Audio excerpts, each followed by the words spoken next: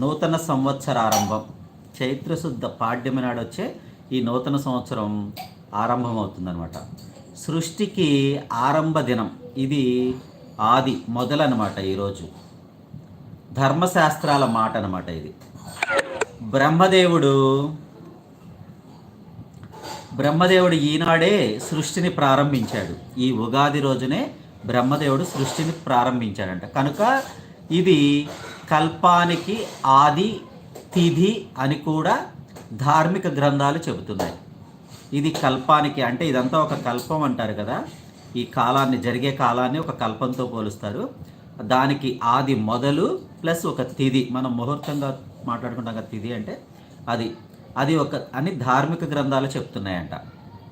యుగానికి మొదటిది కనుక దీన్ని యుగాది అన్నారు.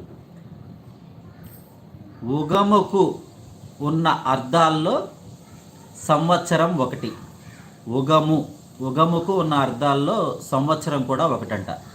ఈ ఉగములో మొదటి మాసం మొదటి రోజు కాబట్టి ఇది ఉగాది అయ్యింది. తొలి అవతారమైన మత్స్యావతారం జరిగిన రోజు ఈ తిథే అని గ్రంథాలు చెబుతున్నాయి.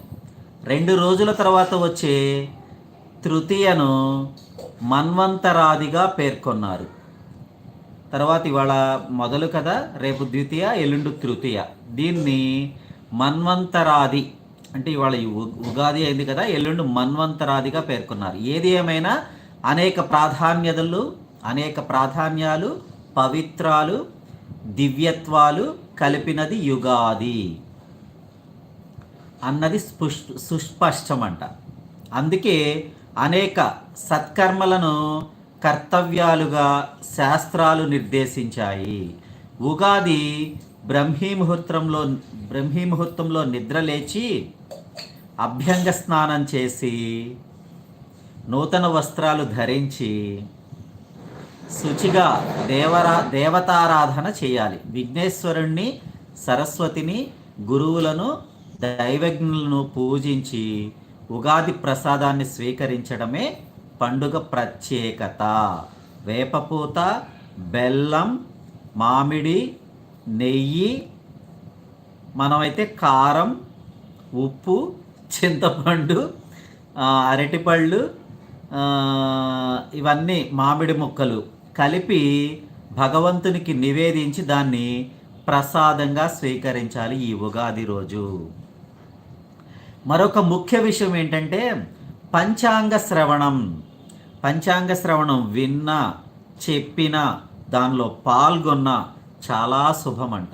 అంటే ఆ శుభం అనేది ఎందుకు వచ్చిందంటే పంచాంగ శ్రవణంలో ఎన్నో విషయాలు చెప్తారు. ఈ సంవత్సరం మొత్తానికి, కాలానికి మొత్తానికి ముందుగా మొత్తం చెప్తారనమాట. అవన్నీ మనం వినటం మూలంగా ఈ సంవత్సరంలో ఇది మంచి జరుగుతుంది, ఇది చెడు జరుగుతుంది, వర్షాలు ఎక్కువగా ఉన్నాయి లేకపోతే వర్షాలు తక్కువగా ఉన్నాయి, ఆ వర్షాలకు ఆధారంగా పంటలు ఇవి పండించుకోవాలి, వర్షాలు ఎక్కువగా ఉంటాయి కాబట్టి పలానా ధరలు పెరుగుతాయి, పలానా ధరలు తగ్గుతాయి. ఇలా మనం కాలానుక్రమంగా మనం బ్రతకటానికి ఉపయోగపడేది పంచాంగ శ్రవణం అనేది.